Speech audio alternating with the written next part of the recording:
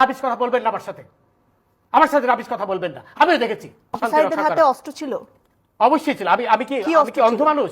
তার হাতে লাঠি সোটা ছিল, আমি নিজে দেখেছি। লাঠি দিয়ে সে মেরে আপনি শুনেন, আপনি তো একা দেখেননি নাকি, আরো অনেকেই দেখেছে। সেটাই বলছি, চলে আমিও দেখেছি, আমি দেখেছি যে আপনার কথা শুনে মনে হচ্ছে না আপনি দেখেছেন।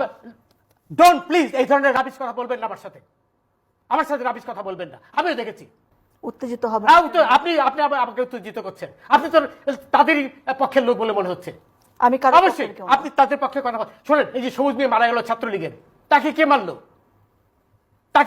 সেটা তদন্ত হবে না, তদন্ত হবে তো, ওইটা সাইদেরও তো তদন্ত হবে, সবই তো তদন্ত হবে। সাইদকে কে মেরেছে সেটা দেখা যাচ্ছে।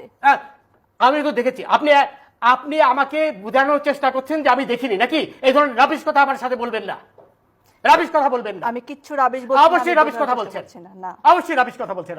আপনি ওদের পক্ষে হয়ে কথা বলছেন। আমি কারোর